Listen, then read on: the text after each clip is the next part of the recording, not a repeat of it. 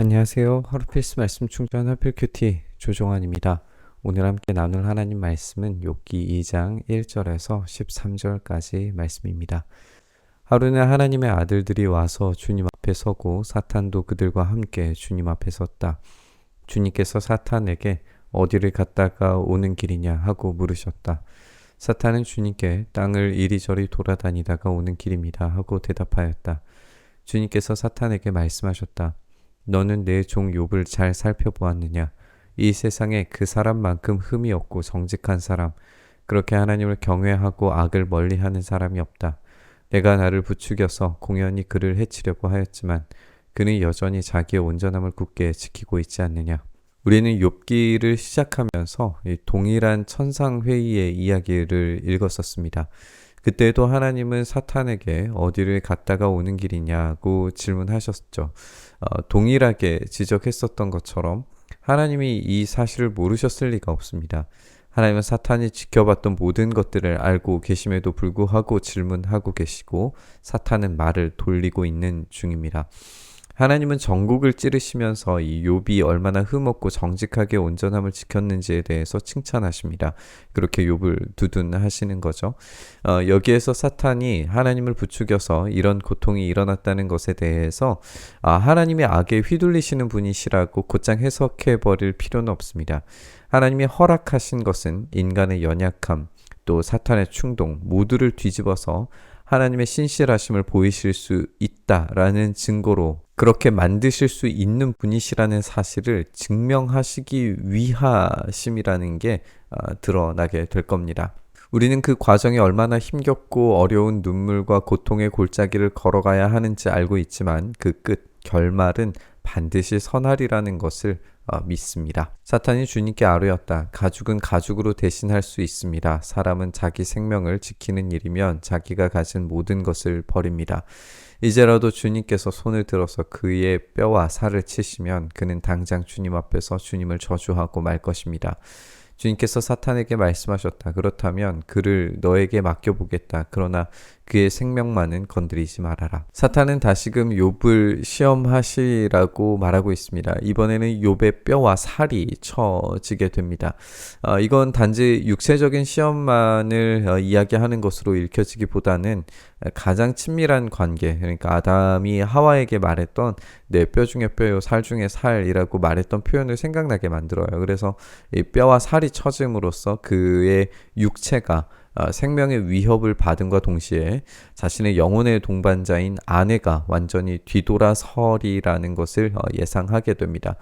다른 누가 비난하더라도 가장 자신의 편이 돼주기를 바라는 아내의 배신은 욥이 당하게 될 완전한 고립감을 보여줄 겁니다. 사탄은 주님 앞에서 물러나 곧 욥을 쳐서 발바닥에서부터 정수리에까지 악성 종기가 나서 고생하게 하였다. 그래서 욥은 잿더미에 앉아서 옹기 조각을 가지고 자기 몸을 긁고 있었다. 그러자 아내가 그에게 말하였다. 이래도 당신은 여전히 신실함을 지킬 겁니까?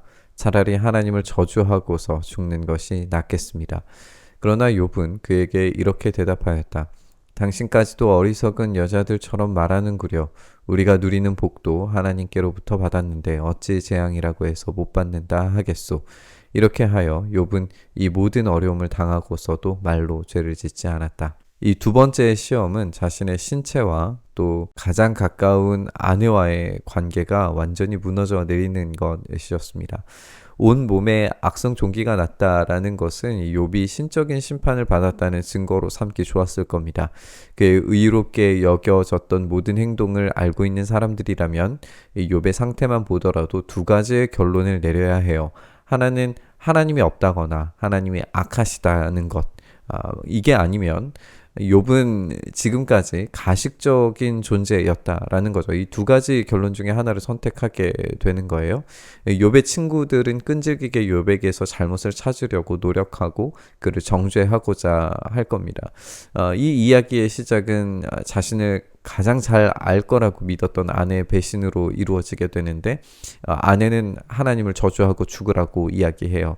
이것은 첫 번째 이제 이야기죠. 하나님께서 이렇게까지 하시는 것은 하나님이 악함을 그냥 내버려 두시는 것 또 악의 동조자라는 의식에서부터 시작되었다라고 볼 수 있을 겁니다. 아내의 말은 어리석은 여자들과 연계되는 것을 보게 되는데요. 하나님을 저주하라고 말하는 것은 하나님이 악을 다루실 능력이 없다라고 결론 내리는 겁니다.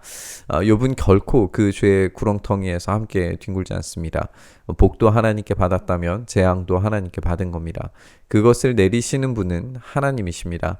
인간의 시야에서는 하나님의 계획을 알 길이 없기 때문에 원망도 터져 나오고 두렵기도 하지만 진짜 믿음은 하나님을 전적으로 신뢰하는 데에서부터 옵니다.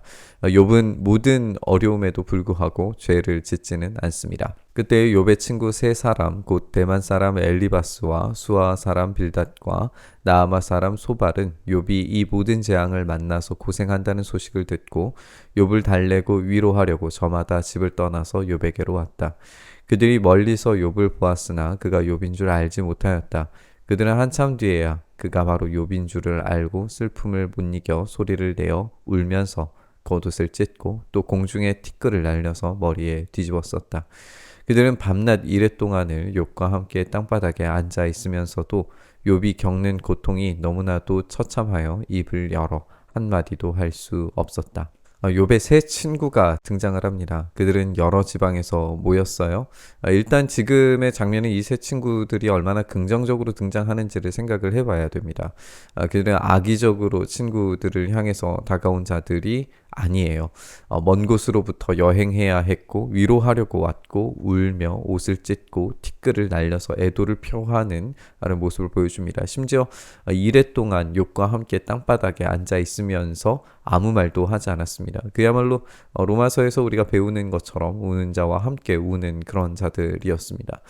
근데 이 본문에서 우리가 확인하게 되는 것처럼 이 욥의 처참한 상태는 이 좋은 친구들이 한참 뒤에야 욥인 줄 알아차렸다는 사실에서 그 비극적인 모습을 더 선명하게 보게 됩니다. 이 혹독한 고통과 신음 속에서 친구들은 욥과 함께 하기 위해서 저마다의 집에서 찾아왔어요. 그렇다면 이들의 목적은 정죄하고 비난하기 위해서가 아니라는 걸 알 수 있습니다. 이제 새로운 시험의 무대가 준비되고 있습니다. 욥을 위로하러 온 이들은 과연 욥을 위로할 수 있을까 질문하게 됩니다. 참된 위로는 어디에서부터 오는가를 대답해야 된다는 거죠.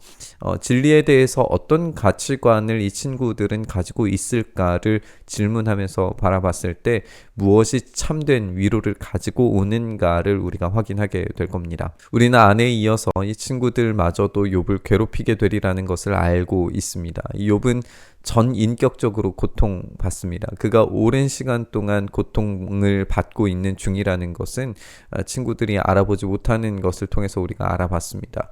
오랜 시간 몸이 아프면 정신적으로 심리적으로 무너지게 마련입니다.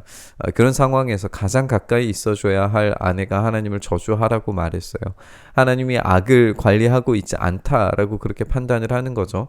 친구들이 와서 깊은 애도로 함께 해주지만 앞으로 그렇게 위로해 주러 온 친구들의 날카로운 정죄에 직면하게 될 겁니다. 결국에 이 전인격적인 말살을 당하는 이 욥이 과연 하나님 앞에 온전할 수 있을까를 생각해 보게 됩니다. 우리는 이 고통의 예시와 선명함을 십자가를 통해서도 상상해 볼 수 있습니다. 오로지 예수님만이 이 전인격적인 말살 현장에서 아버지 하나님을 향해 신실하게 기도하셨습니다. 욥의 실패 앞에서 우리는 자신할 수 없습니다. 우리도 마찬가지로 원망하고 실패할 겁니다. 그럼에도 불구하고 욥처럼 용기를 가지고 하나님의 도우심을 구하는 것은 우리에게 주어진 모든 것들을 하나님께서 관리하고 계시기 때문이라는 그 믿음에 근거합니다. 이 전적인 하나님의 다스리심이 없다면 우리의 기도와 간구는 무의미한 것이 되어버릴 겁니다. 다시 한번 하나님의 주권을 인정했으면 좋겠습니다. 하나님은 선하셔서 우리의 모든 악조차도 선으로 바꾸실 수 있는 분이십니다. 그 신실하신 하나님 앞에서 온전히 서기를 구하면서 묵상의 자리로 나아가시죠.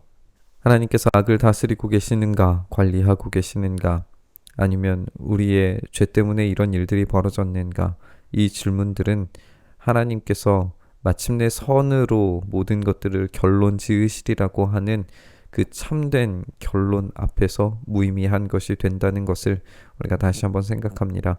주님, 오늘도 여전히 하나님의 신실하심에 의거하여 우리의 삶을 주님께 온전히 던지오니 주여 우리를 붙드시고 붙잡아 주셔서 이 악의 구렁텅이 속에서 뒹구는 것과 같은 이 시대, 이 상황, 우리의 삶 가운데에서 하나님의 신실하심을 속히 이루어 주시옵소서. 일행하시길 소망하며 우리 주님 예수님 이름으로 기도드리옵나이다.